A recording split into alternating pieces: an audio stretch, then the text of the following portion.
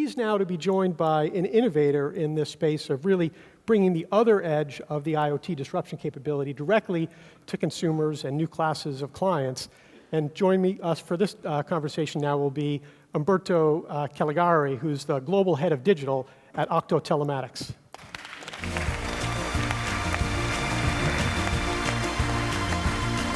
Welcome. Thank you very much. Thank you. Nice having you. So this is the other end of the value chain, really, where you're able to bring this to life in a way that's, that provides a direct personal benefit to the users of your platform in a way that gives them, cost advantages, value advantages, and important safety advantages. So I think Octo Telematics, has been a very innovative company that we've talked about, actually just recently last week at our Insight conference. But maybe in the audience, people don't know some of this breakthrough work that you've done. So if you wouldn't mind, please share. Sure. So as Octo, we started in 2002 to pioneer connected car technology. We basically combined big data collection capabilities with forensic analytics for crash reconstructions. And ever since, our mission, our vision has been to deliver transformational solutions and services to our business partners, so the insurer, the car makers, and the large leasing companies, and as well, obviously, to the drivers seated in the connected vehicle. So, so far, we connect around 4 million active drivers every day with around 150 insurance across more than 25 countries. And I think right now we're around 190-something billion of data points collected and analyzed.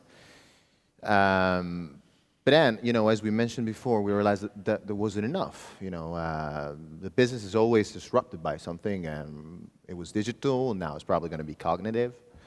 They play together, I absolutely agree on that. And so we relaunched our new consumer and mobile platform on August 28th in Silverstone. And it's a platform that is aiming to basically enrich the experience that's related to the third main context in which we all spend our own life. So the first one is office, obviously. The second one is home. And the third one is everything in between, driving from a place to the other. And so we did it. It's called Octo, and it's aiming to empower the user, to put them back in control of every data and variable that might influence the driving life, as I say. I can show you the video on how it works. Let's take a look. Meet Octo, the essential app for your everyday driving. Octo automatically detects your vehicle's movement, tracks your journeys, and rates them with a score. Understand your own unique driving style and get tips on how to improve.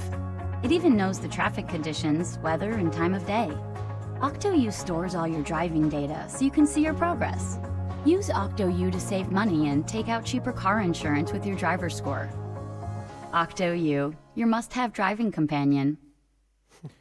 So Octo there's a lot to do with the concept of open platforms. We put together basically three set of data, or number set of data, but I could rationalize them with driving generated data, so the events like the harsh braking, acceleration, cornering, speeding, and blah blah blah. The contextual data, so the type of road, days of the week, time of the day, light condition, temperature on the ground, traffic condition, and obviously the weather conditions, and the user generated data.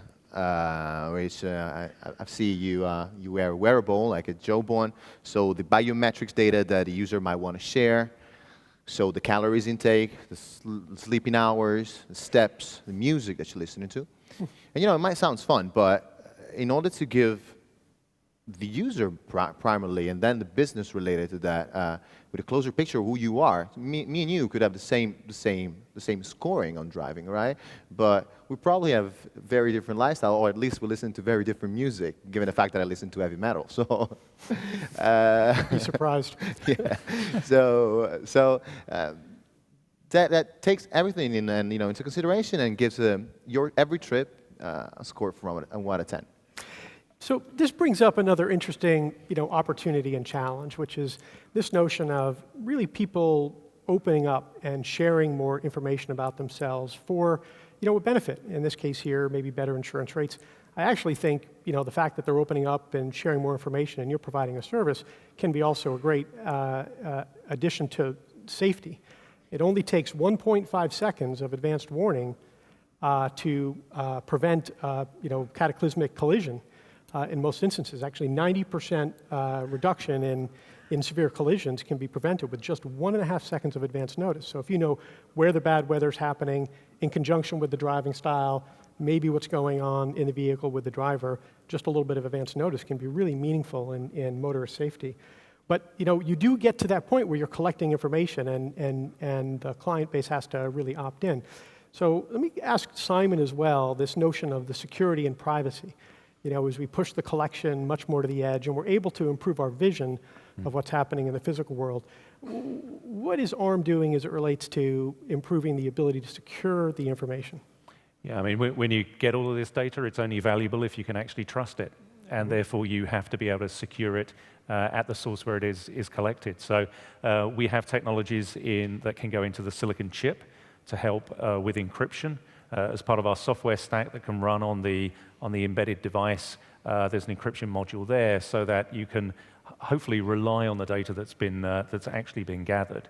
The privacy issue, very, very different, and there's a whole can of worms associated with that. But I do think as sharing this information, as information is used with other data, becomes more and more commonplace. As an industry, we're going to have to crack the nut of how we explain to a consumer what it is the data is going to be used for, who's going to see it, how it becomes anonymized, and exactly what the data is going to be used for. Because I'd be very happy to give up some data if I'm going to get lower cost insurance.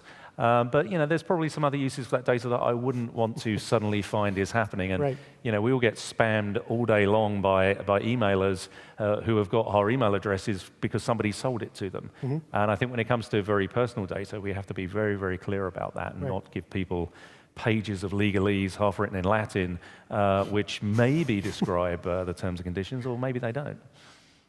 So if you would, Umberto, too, please share your journey as it relates to that permission, if you will, of being able to collect some of this information, offer a service, but also to be sensitive to the type of security and privacy handling that really is required.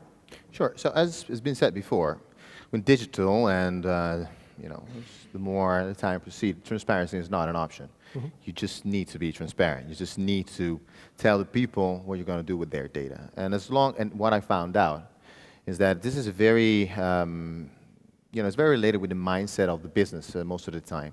So for certain generations, like the millennials, that's not even a problem. Like sharing, as long as they perceive a value, is not a problem. As long as obviously you're very, very clear about what you're going to do with them. So in the case of Octo, it's not just about lowering the insurance, but maybe cut themselves better deal on retailers and gas station, or next playlist on Spotify or whatever. But I agree. So security is the top priority. They don't want to get spammed by something they're not interested in. So it's honing the data gives a lot of responsibility to the people that actually manage the data and to find insight. I always say that ultimately the data belongs to the users. So in the end, you don't want to abuse them. Absolutely. So I'm very excited. We have a first question from our audience. So the question really is, I think, directed to you, gentlemen, which is, how has the very rapid adoption of mobile capabilities and technology affected your strategy from a business point of view? And I think, Simon, start with you. Yeah, well, the rapid adoption of mobile is something we've been trying to engineer over the last 25 years. So, it's part of our business strategy, very much fundamentally Talk about some of those volumes that. as a function of that. I'm sorry? Talk about some of those volumes we were discussing this morning as a function of that. Oh, yeah. I mean, our business is about licensing technology to companies who build chips, very sophisticated chips. In the last quarter, our licensee sold 3.6 billion chips containing our technology, and just over 40% of those went into mobile devices. It is huge, but still there's only a couple of billion smartphones in the world, and there are billions of people who haven't got them. Fortunately, the price is coming down, so billions more people will get them. And the great thing about smartphones isn't just the access to the internet, it's the way in which they are becoming the remote control for everything. In developed countries, remote control for a taxi driver or a pizza. But in developing countries, as the sensors in these devices continue to mature, we're going to start to see connections between the mobile device and other things enable new businesses. Right. It's one of the, I think, important elements of the cloud, which is that it does deliver a platform for disruptive economics of IT. It does deliver a platform for continuous innovation on delivering value, like Jeff talked about, in the way that he's thinking about provisioning to a broad-based community. But it also provides a value of being able to provide that interconnect of the information that really is relevant in solving new classes of problems. Yeah, and that only comes about because the platform is open. The APIs are published. Right. And so you ship a smartphone and you suddenly let 1 million app developers loose to create new ways of using this device. And that has been what's been so unique about smartphones. Mm-hmm. So Umberto, I think your strategy is really enabled and made possible by mobile. Absolutely. So smartphone changed the way in which telematics is perceived, but not because of the sake of telematics, because the smartphone changed the way in which we perceive and interact with the surrounding. I mean, living in UK, the way in which I interact with my banking is completely being Italian, completely being changed, like 100% by a smartphone capabilities. And we realized that checking on driving data would have eventually become a daily habit, just like checking on the weather.